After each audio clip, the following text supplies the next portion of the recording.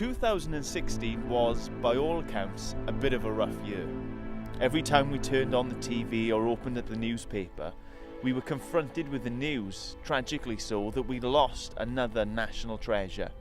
Actors, musicians, authors, sporting heroes. 2016 officially went down as the year of death. Early on in the Bible, there's this chapter which speaks about successive generations of the same family. And as you read through the list, there's this repetition, this drumbeat. And then he died, and then he died, and then he died. As you read it, it's a chilling reminder that death waits for us all. Ultimately, no one can escape it. 2016 was a little bit like that for us, in our Twitter feeds and on our Facebook walls, bringing into sharp focus the mortality of us all and the brevity of life.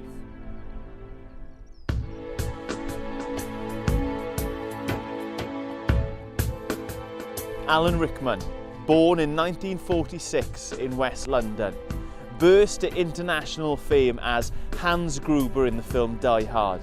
Typecast as a villain, but able to show a comedic turn in films such as Dogma, Hitchhiker's Guide to the Galaxy and Love Actually. Between 2001 and 2011, he brought Severus Snape to life in the Harry Potter films, and then, in 2016, he died.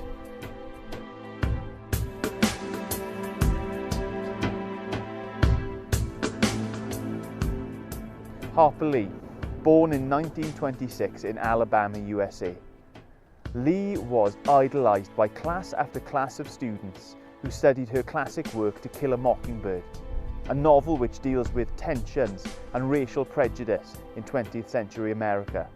And for that one book, she received awards, honorary degrees, and in 2007 was awarded the Presidential Medal of Freedom.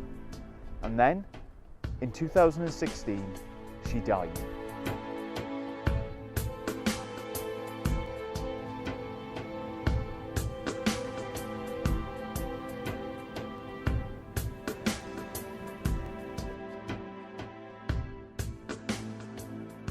Cassius Clay, born 1942 in Louisville, Kentucky, started boxing at the age of 12 and in 1960 at the Rome Olympics won the gold medal in the light heavyweight division. Later, he was crowned heavyweight champion of the world before changing his name to Muhammad Ali and becoming a prominent example in the civil rights movement in America.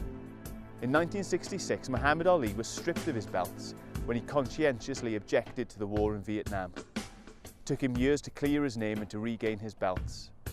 In 1984, he was diagnosed with Parkinson's disease and faded from the spotlight. And then, in 2016, he died.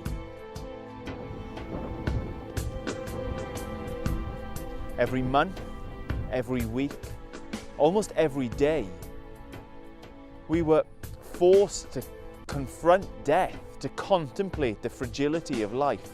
And yet, as 2016 drew to a close, it wasn't dead celebrities that we were thinking about, but a baby who was born.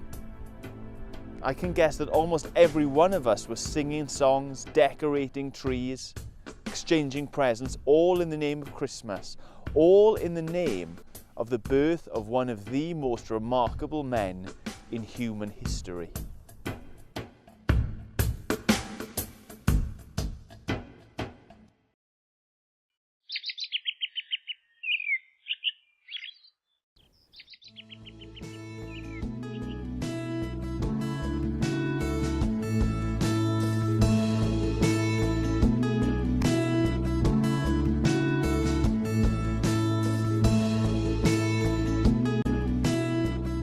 Born in a stable in a backwater town called Bethlehem, Jesus' family quickly had to take refugee status in a foreign country because of death threats made against the baby.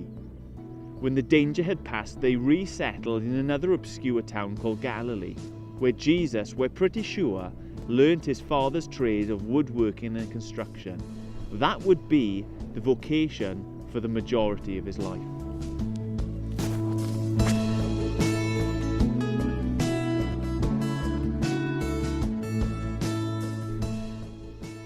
Then at 30 years old, with his muddled accent, Jesus began to proclaim the kingdom of God to anyone and everyone who would listen.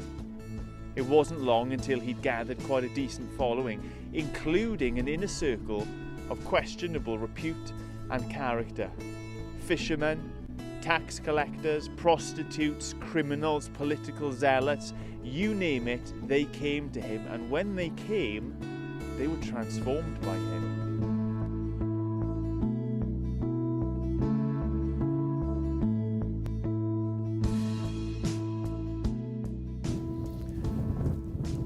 He could never boast of graduating a fine academic institution or holding a lofty political or civil position.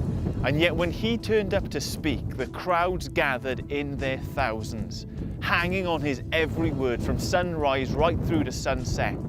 They came to hear him speak, and they came to be healed. Severe disabilities were erased. Blindness was overcome. Diseases that afflicted and ostracized were done away with.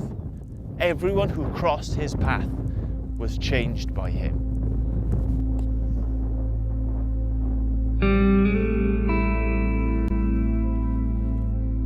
In the end, though, it all proved too much. Too much for those who were in power and wanted to stay that way.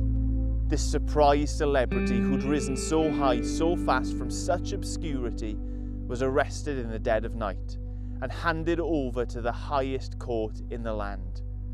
After a trial of questionable validity, a not guilty verdict was handed down, and inexplicably with it, a sentence to death.